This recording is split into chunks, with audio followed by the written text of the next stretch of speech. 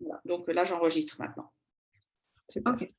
Donc on a 40 minutes, donc on va pas trop, on a la version limitée de Zoom, donc on va essayer de faire ça bien, enfin bien et vite. Tu veux que je mette Ouais, ouais, vas-y. Donc là, depuis quelques années, on a 2 premières spécialités, donc 2 groupes. Il y aura 2 classes normalement l'an prochain, sauf s'il y a une perte énorme d'effectifs, on passe à un groupe, ou s'il y a au contraire des effectifs qui gonflent incroyablement, qu'il y en a 3, mais bon, ça fait plusieurs années qu'on est stabilisé sur 2 groupes. C'est une spécialité, donc ça fonctionne comme toutes les autres spécialités, c'est-à-dire que les élèves appartiennent à des classes de première générale diverses. On peut même dire qu'elles appartiennent à toutes les classes de première générale. On a des élèves qui viennent de toutes les premières et qui sont réunis pendant le même créneau que les autres spécialités. Donc, pendant que dans la classe, certains partent en spécialité maths, d'autres en... Je pense que quelqu'un a un micro allumé et des bruits à côté. Non, vous n'entendez pas comme moi des bruits bizarres? Si. D'accord. Ah, si les personnes peuvent éteindre les micros, ouais, sinon ça fait trop de bruit, merci.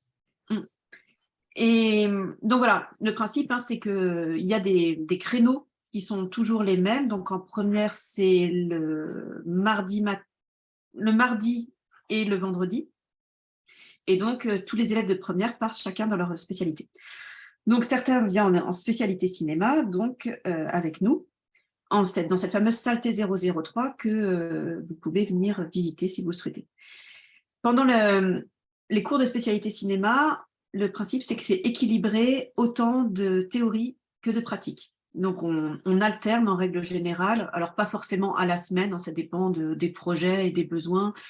Parfois, ça va être, grosso modo, on va partir sur 2 heures dans la semaine qui sont en théorie, 2 heures en pratique, et puis il y a des moments où on va devoir faire plus de théorie, d'autres moments plus de pratique, mais ça s'équilibre à l'échelle de l'année. Pendant la théorie, on va étudier, donc savoir se préparer à des épreuves de bac d'analyse de films. Donc, le but est d'arriver à des compétences qui sont un peu similaires à celles que les élèves vont avoir en français.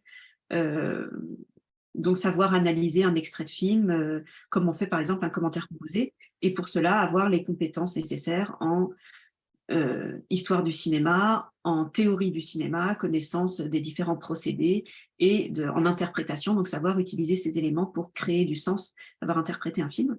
Donc ça, c'est l'objectif global de la théorie, des cours de théorie. Et pendant les heures de pratique, on va leur apprendre à savoir faire un film dans toutes les étapes que ça représente, savoir écrire un scénario, savoir organiser un tournage, savoir tourner et donc maîtriser le matériel technique, savoir monter, mixer et présenter son film. Sachant qu'au bout de tout ça, il y a des épreuves de bac qui donc répartissent, comme je viens de le dire, de façon égalitaire, la pratique et la théorie, puisque au bac, il faut savoir à la fois analyser un film et présenter un film qu'on a fait pendant l'année et pouvoir le défendre à l'oral. Je ne suis pas trop le document, là, c'est ça, Aurélien? Non, ça va? Et non, mais je m'adapte. Je vais d'accord. vérifier, tout le monde voit l'écran, le partage d'écran? Oui, ça marche pour moi. Parfait. Voilà. Pour ce qui est de la pratique, donc pour ceux d'entre vous dont l'enfant est, ou pour les élèves qui sont déjà en cinéma, vous connaissez les locaux et le matériel.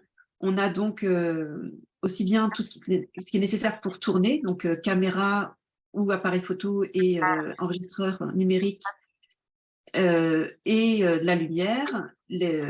Donc, c'est du matériel qu'on appellerait d'un niveau semi-professionnel, qui est un peu l'équivalent de ce qu'on peut rencontrer sur des tournages de télévision. Et le matériel pour monter, donc c'est des ordinateurs, des Mac avec les logiciels de montage. Donc, tout est fourni par le lycée, à quelques petites exceptions près qu'on précise en début d'année, mais qui normalement ne représentent pas plus que dans une autre matière, puisqu'il faut que les élèves fournissent leur carte SD, un casque audio, et une ardoise pour faire un clap. Vous voyez, on ne demande pas grand-chose, donc on peut venir en n'ayant aucun moyen technique. Pardon. Oui, voilà. Sur le matériel, juste dire que donc on a 2, 4, 6, 7 Mac fixes et 3 Mac portables. Donc, il n'est pas nécessaire d'avoir son propre ordinateur pour faire du montage. Bien évidemment, c'est plus facile et ça permet d'avancer. Vous pouvez enlever votre micro, s'il vous plaît. Donc, ça permet de faire du travail, en tout cas sans avoir de matériel personnel qui est évidemment très onéreux. Mais voilà, et je voulais dire autre chose. Oui, pour la personne qui n'a pas fait l'option cette année, pas de problème, on reprend en début de première les bases de la caméra, on reprend quasiment, puisque en gros, je crois que cette année, en première spé, j'en ai à peu près la moitié qui faisait l'option l'année dernière et la moitié qui commence. Donc voilà, ce n'est pas un cas unique et rare. On s'adapte à ceux qui ont déjà commencé et à ceux qui débutent. Oui, ce qu'on fait en général, d'ailleurs, c'est de créer des cours un peu collaboratifs où ceux qui ont déjà fait une année vont aider ceux qui viennent d'arriver. Donc, on crée des groupes où on les mélange. Et il y a comme ça, normalement, le cinéma fonctionne énormément sur l'entraide. D'abord parce qu'il y a, nous, des compétences qu'on n'a pas. D'ailleurs, c'est une des choses qu'il faut qu'on vous explique, c'est qu'on est aidé par des intervenants techniques pour ces compétences techniques qui nécessitent d'être à la pointe de ce qui se fait dans le monde professionnel. Et nous, on n'est pas dans le monde professionnel, hein, par définition, puisqu'on est avec vos enfants. Mais il y a aussi, par exemple, des élèves qui vont être très forts en montage parce que ça nécessite des grandes compétences informatiques, qui sont plus forts que nous, et c'est eux qui vont se former les uns les autres.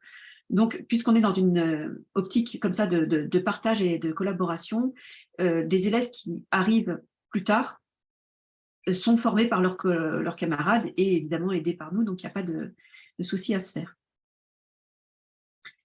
Une chose donc, que je n'ai pas encore expliquée, donc j'ai à peu près dit comment se passaient les cours de spécialité, c'est le fait qu'il y a aussi une option. Donc en première, il y a la spécialité, mais il y a aussi l'option cinéma. C'est-à-dire que ce que font les élèves en seconde, de prendre 2 heures de leur temps en dehors de l'emploi du temps obligatoire, c'est encore possible en première, on peut continuer en option. Et on peut continuer en option, qu'on soit ou non en spécialité. C'est-à-dire que l'option va réunir des élèves qui sont en spécialité et donc qui prennent l'option pour prolonger leur enseignement, donc pour renforcer leur niveau, ou pour aller plus loin, ou pour tester des choses nouvelles, diverses, faire des films un peu plus expérimentaux qui mettent pas en risque leur bac, ou pour avoir un meilleur curriculum vitae, pour avoir le plus de chances possible d'aller ensuite dans des écoles de cinéma. Donc, toutes ces raisons-là sont bonnes pour faire une option en étant en spécialité, mais on peut aussi faire l'option sans être en spécialité. Donc, ce qu'on vient de dire, là, sera d'autant plus vrai dans cette option qui va mélanger des élèves qui, à côté, font 4 heures en première, puis 6 heures en terminale de cinéma en spécialité, et qui se retrouvent avec des élèves qui, eux, ne font que l'option, donc que 2 heures par semaine, où là, pareil, de faire des groupes mixtes va permettre que les uns et les autres s'encouragent et s'entraident pour progresser ensemble. Qu'est-ce que j'ai pas dit, Aurélia? Non, t'as pas ton micro. Oui, ça y est, je sais pas, je t'écoute pas, mais c'était une blague. Peut-être la différence entre cette slide-là, peut-être la différence entre l'enseignement d'option et l'enseignement de spécialité, tu l'as un petit peu expliqué quand même. Oui, alors en effet, on peut prendre option et spécialité en option ou spécialité. Il faut savoir que ce n'est pas exactement le même enseignement, surtout du fait qu'on n'ait pas le même temps et puis que ce n'est pas la même épreuve à la fin. Si la spécialité, comme je vous l'ai dit, a un enseignement aussi important en théorie qu'en pratique, en option, c'est quasiment que de la pratique. Il y a un peu de théorie, mais vraiment au service de la pratique. C'est-à-dire qu'il y a d'abord le projet pratique. On va faire un film. Alors, par exemple, cette année, on fait un film de zombies. Et s'il y a des cours théoriques qui sont uniquement en lien avec cette pratique pour leur donner des éléments, pour leur donner des idées, pour les lancer dans le projet. Là où la théorie est beaucoup plus importante en spécialité, où on va vraiment décortiquer l'histoire du cinéma, les différents registres, mouvements, genres cinématographiques, pour qu'ils soient capables d'analyser un film le jour du bac. En gros, ce qu'on fait en première spécialité, donc c'est moi qui ai les secondes et les premières spécialités cette année, c'est vraiment un approfondissement de ce qu'on fait en seconde. C'est-à-dire que là où on regarde un mini extrait de quelques minutes en seconde, on va regarder un extrait plus long, on va vraiment analyser quasiment chaque plan, chaque séquence montrée. Et en pratique aussi, évidemment, l'exigence est beaucoup plus forte. Parce qu'on s'attend à ce qu'ils atteignent un niveau supérieur. Entendu. Peut-être. Est-ce qu'il y a des attentes, des questions de votre côté? Parce que, en fait, le mieux, c'est qu'on réponde surtout à vos attentes. Peut-être juste, Caroline, tu as juste oublié de parler du voyage à Clermont-Ferrand. Toi, tu veux faire venir les gens. Venez, venez nombreux, venez. Oui, en Oh, première. yeah, nous allons découvrir la belle ville de Clermont-Ferrand. Si ça, c'est pas une bonne raison de venir en spécialité quand même. Ouais. Donc, chaque année, on organise pour les élèves de première spécialité un voyage à Clermont-Ferrand. Alors, comme ça, effectivement, ça ne fait pas forcément rêver Clermont-Ferrand au mois de janvier, sauf que c'est le Festival international du court-métrage, qui est le plus grand festival de France et qui permet vraiment, le plus grand festival de court-métrage de France, et qui permet vraiment aux élèves de découvrir plein de courts-métrages qu'ils n'ont pas forcément l'habitude de voir et ce qu'on va leur demander de faire en année de première et en année terminale. Donc, ça les concerne particulièrement et c'est particulièrement cohérent par rapport à ce qu'on va leur demander de faire les années dans la suite. Ce qui permet de rappeler qu'en règle générale, on essaye d'avoir un enseignement qui n'est pas seulement, comme je vous l'ai dit, pratique, théorie, pratique, théorie. On essaye d'avoir des projets qui sont assez variés. On va au cinéma beaucoup, donc dans le cadre de lycéens cinéma, mais aussi dans le cadre donc, de festivals comme Clermont-Ferrand ou comme les festivals qui sont à Annecy. On essaye aussi de varier les projets, donc on va parfois participer à un festival de sorte que ce soit les élèves qui soient co-organisateurs ou journalistes ou jury, ou les trois à la fois. Ça va dépendre un peu des propositions de nos partenaires, hein. On va parfois leur demander pendant un week-end d'aller suivre un événement particulier pendant lequel ils vont filmer, pendant lequel ils vont rencontrer des réalisateurs. On va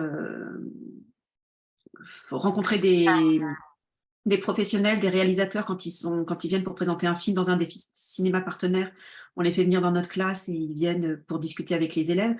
Alors voilà, tout ça, c'est des projets divers qui n'ont pas lieu forcément tous les ans, mais il y a vraiment de notre part un désir que tous les métiers du cinéma soient envisagés, que ce soit donc dans la pratique, ils vont par exemple rencontrer une script, une repéreuse, chef-op, ou dans ce qu'il peut y avoir dans la distribution, donc organiser un festival, rencontrer un exploitant de salle, un distributeur. Voilà, on essaye d'agrandir leur connaissance du monde professionnel en règle générale pour les aider à choisir leur voie, mais aussi concrètement pour qu'ils connaissent ce qui se passe autour d'eux dans Annecy et qu'ils soient autonomes dans la connaissance des cinémas et des partenaires qui peuvent les aider à se construire leur vie de cinéphile en fait. Du coup, est-ce que vous avez des questions? Non, pas vraiment.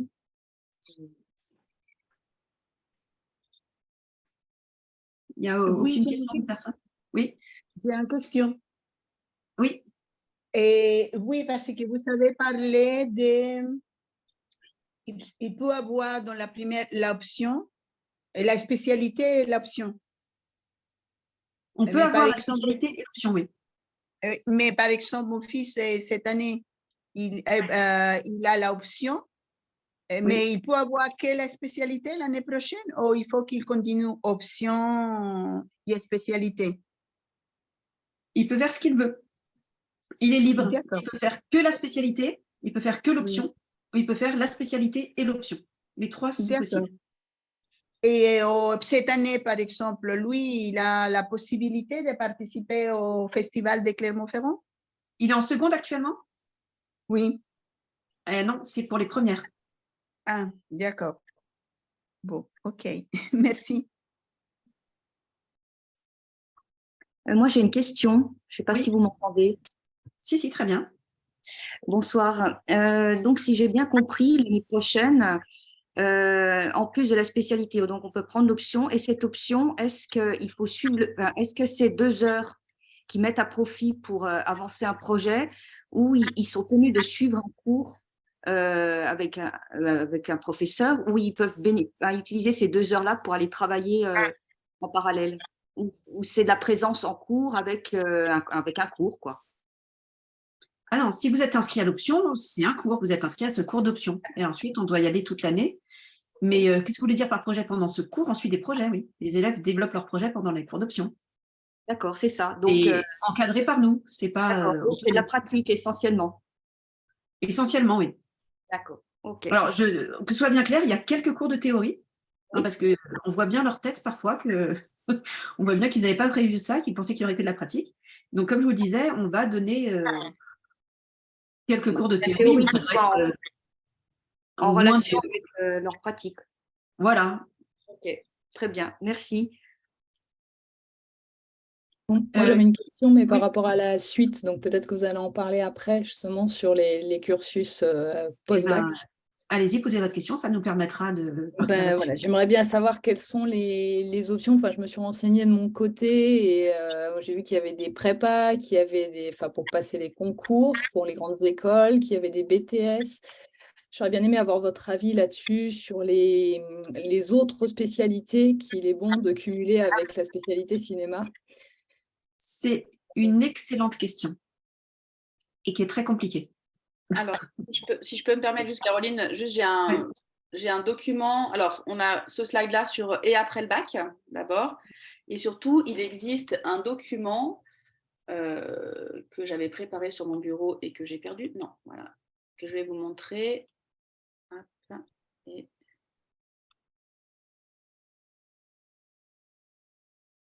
Voilà, donc c'est un document que je peux mettre aussi, je ne sais pas trop où je l'ai trouvé, mais je peux vous le mettre à disposition, qui permet de voir un petit peu, si on arrive à voir quelque chose.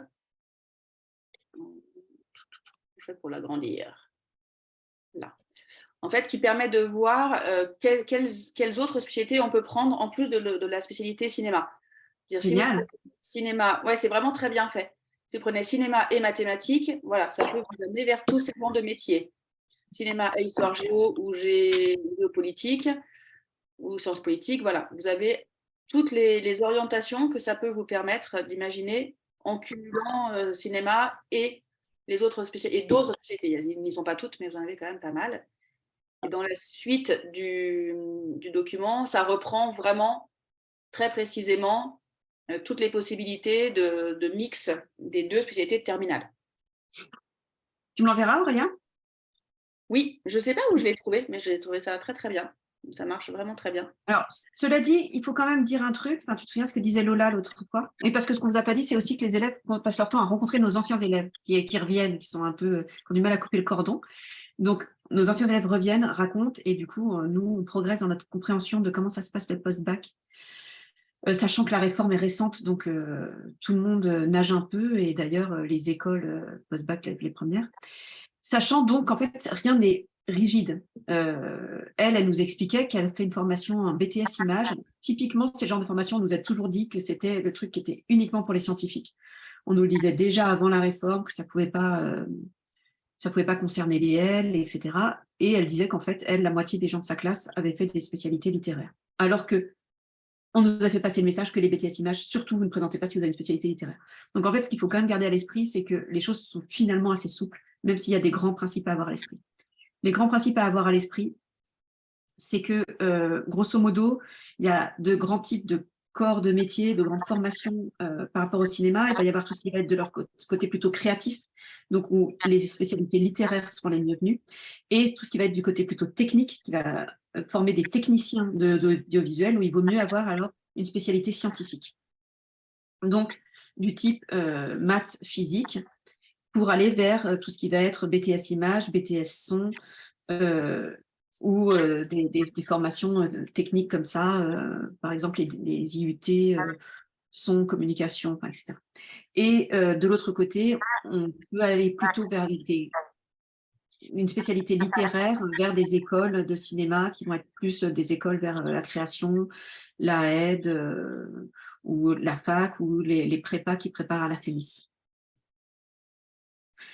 Sachant, comme je vous le disais, qu'en fait, rien de tout ça est rigide. Pour bien simplifier. C'est-à-dire qu'on peut très bien aller en prépa FEMIS avec une spécialité scientifique, à la fac aussi. Et les BTS production, par exemple, qui préparent au métier de la production, ça va plutôt être une spécialité économique, mais finalement, quand on voit les élèves qui sont pris, ils ont des spécialités littéraires et ils sont pris quand même. Donc c'est un peu, pour l'instant, c'est un peu une réforme qui est pas bien facile à analyser, quoi. Enfin, je ne sais pas si tu es d'accord avec ce que je dis, Aurélia, mais Oui, tout à fait. c'est un peu compliqué de donner des conseils, sachant qu'en fait, les conseils qu'on donne, ensuite, on se rend compte que finalement, ce n'était pas si vrai que ça. Mais surtout que les élèves ont des stratégies qui sont peut-être en vrai la bonne, qui est je prends les spécialités qui me plaisent et dans lesquelles j'ai des bonnes notes, qui me permettent d'avoir un bon dossier, qui me permettent de faire la différence voilà, si un élève veut faire, je ne sais pas, du montage et qui prend une spé maths juste parce qu'on lui a dit qu'il fallait le prendre, mais qu'il déteste et qu'il a des mauvaises notes toute l'année, ben, c'est un peu dommage aussi. Peut-être que c'est plus intéressant de prendre les spé dans lesquels il se sent le plus à l'aise et qui lui plaisent vraiment, dans lesquels il va avoir des bonnes notes et puis voir. Voilà, je pense que c'est peut-être ça la bonne stratégie en vrai. C'est de prendre les spé dans lesquels ils sont les meilleurs et puis qui leur plaisent. C'est vrai que ce qu'il faut bien avoir à l'esprit quand même, c'est qu'il y a pas mal de débouchés qui sont quand même très, très, très sélectifs. Les BTS vont être très sélectifs. Les grandes écoles publiques, je ne vous en parle même pas, mais là, la question des spécialités ne se pose pas parce qu'en fait, c'est des concours. Donc, de toute façon, ils prennent sur un esprit créatif, original, personnel. Donc, la spécialité n'a pas vraiment de lien avec ça. Et ce qu'il faut, c'est de toute façon avoir le meilleur dossier possible, sachant que si le dossier n'est pas excellentissime, ce qui va compenser, c'est votre porte-monnaie. Parce qu'on ne va pas se mentir, grosso modo, pour continuer en cinéma, il faut être soit excellent et aller vers des filières sélectives qui sont publiques, soit, si on est moins excellent, on va vers le privé où on est pris assez facilement dans n'importe quelle école privée, sachant qu'il y en a énormément des écoles privées de cinéma, mais c'est payant et cher.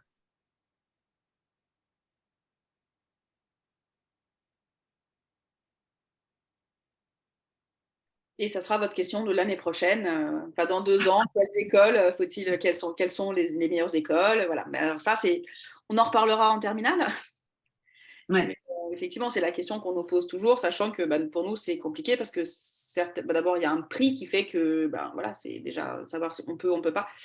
Et puis les ressentis, nous, on n'a que les ressentis des élèves, donc parfois certains adorent, d'autres aiment beaucoup moins. Ça change aussi selon les années, ça change selon, je pense à l'école 3IS, il y en a une à Paris, il y en a une à Lyon, ce n'est pas les mêmes ressentis, c'est pas les mêmes. Donc voilà, c'est un peu compliqué pour nous, mais on essaye quand même au maximum de vous aider là-dessus. J'ai mis dans le message, je vous ai mis le document de la présentation de l'aspect cinéma avec cumulé à d'autres spé. Je pense que vous pouvez la télécharger du coup directement à partir de ça. Oui, merci. Pardon, oui. Vous l'avez mis où? Dans la discussion, à droite. Ah, ok, Voilà. merci. Je vois dans la discussion qu'il y a une autre question de Oui. Marina, pardon, je n'ai pas le nom de famille, donc qui demande s'il y a une grande différence dans les cours d'option entre ceux qui ont seulement l'option et ceux qui ont la spécialité. Alors, j'ai l'impression, Caroline, je ne sais pas ce que tu en penses, mais qu'il y a assez peu d'élèves qui ne prennent que l'option qui ne prennent que l'option en première sans l'avoir eu en seconde. C'est-à-dire que j'ai l'impression qu'on a beaucoup d'élèves en première option, soit qui l'ont fait l'année dernière, je ne suis pas claire, excusez-moi, je recommence. On a beaucoup d'élèves. C'est clair. On a beaucoup d'élèves en première option qui ont fait l'option en seconde, mais qui ne voulaient pas le garder en spécialité parce qu'ils avaient des choix d'orientation autres, mais qu'ils ont quand même envie de garder ces 2 petites heures avec les copains et à faire quand même des choses qui leur plaisent. On a aussi beaucoup d'élèves qui prennent l'option et l'aspect. Et est-ce que tu crois, Caroline, c'est toi qui les connais un petit peu mieux en première option, est-ce qu'il y en a beaucoup qui n'ont que l'option cinéma et qui ne l'ont pas fait en seconde et qui n'ont pas en spé? Pas beaucoup, mais il y en a quand même pas mal. Alors, ce qui arrive souvent aussi, c'est qu'on a des élèves qui font l'aspect art plastique et qui prennent l'option cinéma. Ça, c'est un cumul qu'on a assez souvent. Spé art plastique, option cinéma, ou spé cinéma, option art plastique. Tous les élèves qui veulent faire de l'animation, par exemple, ou qui ont vraiment un esprit très artistique, font ce choix-là, de soit prendre un en option, un en spé. Ça ne dérange pas d'avoir que l'option. Peut-être que si... Comment dire? En fait, ça va vraiment dépendre des caractères. Ouais. Franchement, il y a des élèves qui sont super volontaires, qui ont vraiment envie d'apprendre et qui se retrouvent à être avec des élèves qui ont déjà fait la seconde, qui sont en plus en spécialité, mais qui trouvent leur place, qui se forment auprès des copains ou qui font le choix complètement inverse, c'est-à-dire de faire un groupe que de gens qui n'ont pas la spécialité pour se sentir les coups des franches et ne pas se sentir écrasés par ceux qui ont la spécialité et qui s'en sortent très bien. Et il y en a parfois qui sont écrasés par cette impression-là de ne pas savoir et qui restent un peu sidérés par ça, bloqués toute l'année à dire « mais moi, je ne sais pas, mais ils savent mieux que moi ». Ce qui est dommage parce qu'on le sait, nous, ça fait partie du principe. Nous, on fait par exemple très attention dans les notations à noter à partir du niveau de départ au début de l'exercice sur le progrès et non pas sur le niveau d'arrivée, parce qu'on sait très bien que tout le monde n'est pas à armes égales. Donc, voilà, ça dépend de si on a envie de s'imposer. Et ça dépend aussi de si on y a des copains, en fait. Ça joue beaucoup, ça aussi. C'est-à-dire que si on rejoint un groupe de copains, on est tout de suite intégré et ça va tout seul. Si on arrive tout seul, en n'ayant pas fait la seconde, en connaissant personne, en n'ayant que l'option et les autres ont la spécialité, ça nécessite d'avoir soit une grande souplesse, soit une grande force de caractère. Ou les deux. C'est encore mieux. Après, je pense que, tu vois, je pense à une de nos élèves, Caroline, là, qui commence cette année, qui connaît personne, qui a que l'option. J'ai bien vu que moi, on a divisé le groupe en deux au début de l'année et c'est moi qui ai fait la théorie. Et en gros, je voyais qu'elle s'ennuyait à mourir et au bout du deuxième cours, elle est venue me demander si elle pouvait arrêter. Donc, j'ai dit que ce serait bien de continuer encore un peu pour savoir. Et maintenant qu'elle a fait la pratique avec Caroline, elle n'est jamais revenue me voir pour demander d'arrêter. Ah oui, c'est parce qu'elle m'a vu. C'est là, ça a été… Voilà, c'est le charme, Caroline. Mais je pense aussi que c'est la pratique quand même aussi un petit peu. Ou du coup, non, mais un tout petit pourcentage de l'explication. Le reste, c'est toi, bien sûr. Mais je pense aussi que voilà, s'ils ont, pour le cas, c'est vraiment un élève qui arrivait dans le lycée, qui connaissait personne, qui n'avait pas fait l'option en seconde, enfin le cas dont Caroline parlait tout à l'heure. Et la pratique, mine de rien, ils travaillent ensemble, ils sont obligés du coup de… Enfin, ils se dépatouillent, quoi. Et en général, ça crée des liens quand même. Oui, j'avais une question pratique sur par rapport à la notation, justement, donc vous disiez, vous notiez les élèves plutôt sur leur progression que sur leur savoir ou leur culture, je ne sais pas, de base.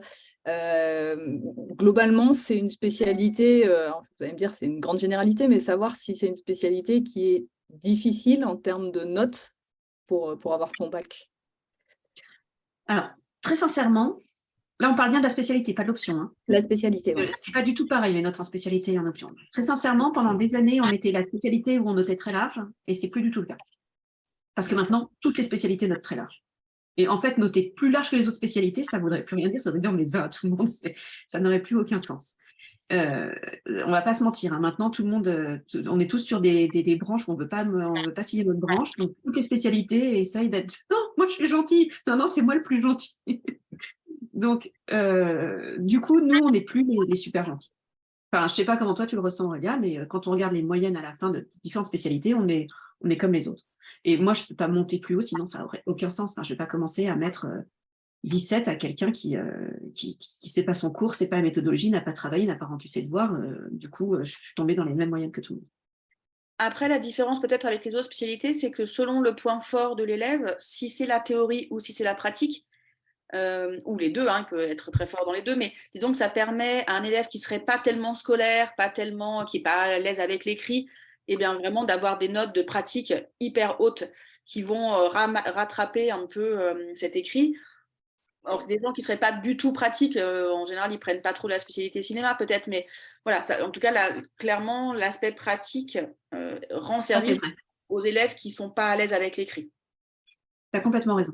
Oui, c'est vrai que les notes sont dans les mêmes moyennes que les autres, mais des élèves qui vont avoir une très mauvaise moyenne, par exemple, dans tout ce qui est très scolaire, peuvent avoir une meilleure moyenne justement en cinéma parce qu'ils se sont récupérés sur toute la question technique, pratique et créative, là où les matières plus scolaires, ils n'y arrivent pas. Et puis pour les épreuves au bac, pour le coup, l'écrit du bac, les notes sont semblables aux moyennes des autres écrits de spé, je pense. En revanche, j'ai l'impression quand même que l'oral de spé, vu que l'oral de spé, ils doivent parler du film qu'ils ont fait toute l'année, de leur rapport à ce film. Forcément, c'est un rapport très fort, ils ont travaillé, c'est leur projet, c'est leur bébé, donc forcément, ils en parlent plutôt bien. Et donc, les notes à l'oral, je pense, sont peut-être un peu plus hautes que certains autres oraux de spé. C'est vrai. Oui, à l'oral, il y a des très, très, très bonnes notes. Il suffit que quelqu'un se soit investi dans son film, il y a mis tout son cœur et il va facilement être entre 18 et 20. Il reste 4 minutes 44. Donc, si vous avez des questions, c'est le moment.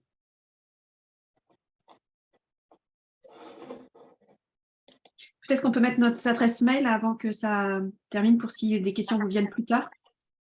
Oui. Moi, je la mets toujours dans la discussion. En tout cas, je voudrais vous remercier. C'est sympa. Je pensais que c'était une réunion pour les parents, mais je vois qu'il y a aussi des élèves. Mon fils, il ne peut pas être là, mais en tout cas, c'est sympa d'inclure les parents. Comme ça. C'est pour ça qu'on a fait une visio. pour que ce Oui. soit aussi les parents qui puissent être là, parce qu'on sait d'abord que les parents, ça les inquiète, les études de cinéma. On s'en rend bien compte après quand on vous rencontre en réunion parents-prof que vous avez l'impression que votre enfant part vers une filière risquée en fait, en termes professionnels, de suite d'études, qui se fait plaisir mais que c'est pas très sérieux. Donc on aime bien vous parler le plus tôt possible. Et puis on sait aussi que les choix de spécialité, ça se fait en famille et que c'est bien que vous ayez posé vos questions, que vos enfants ne relayent pas forcément.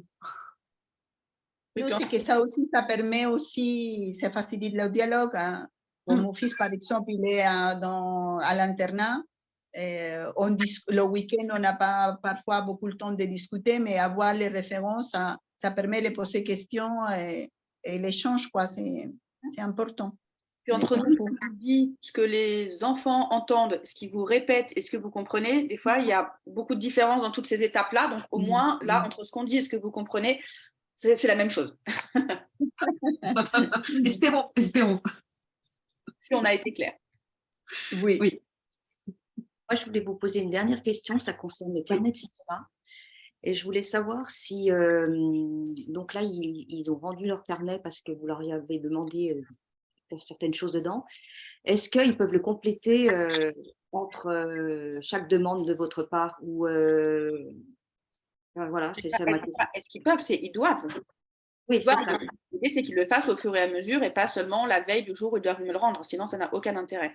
Là, on parle du coup du carnet de création qui est en seconde et que je demande aussi en première, donc qui va les suivre de la seconde à la première. Et Caroline aussi, tu le fais aussi, toi, en première. Donc, même qu'ils aient. Oui, bien sûr. Mais de toute façon, c'est devenu maintenant un objet obligatoire. Hein. C'est demandé au bac. Donc, au début, on faisait ça parce que nous, on était en avance sur les demandes, mais maintenant, c'est officiel.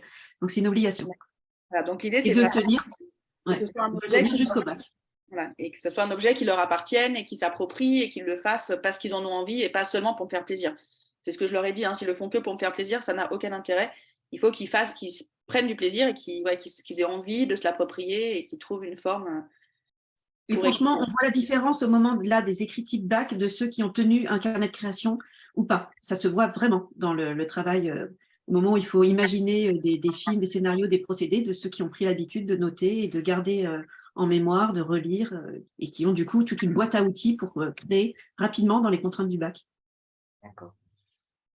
Très bien, merci. J'ai une dernière question justement sur ce suivi-là qui serait un peu personnel, en fait, qui ne correspond pas forcément à vos demandes précises. Est-ce qu'il y a une liste quelque part de films à avoir vus, ou du moins avoir entendu parler de certains réalisateurs ou des choses comme ça? Ou est-ce que c'est uniquement ce que vous leur donnez dans les cours, ou est-ce qu'il y a des choses qu'ils peuvent faire justement en dehors? Je pense que si déjà il y a des films auxquels on fait référence en cours, en seconde, c'est déjà pas mal. Et Caroline, tu as une liste Oui, j'ai une liste. Je peux vous mettre l'adresse de mon Padlet dans laquelle, si vous fouillez, vous trouverez la liste. Parce que la liste, je ne sais pas comment la donner là, comme ça, par Zoom. À moins de la mettre par les gens comme les gens vont écrire un mail pour avoir le document, je peux rajouter la liste. Oui, bien sûr. Ben, envoyez-moi. Et puis, ouais. Tu m'enverras ton doc, Caroline. J'en ai une aussi, mais le problème, c'est que parfois, c'est plus ou moins long, mais je peux le donner en cours aussi pour ceux que j'ai en classe de seconde.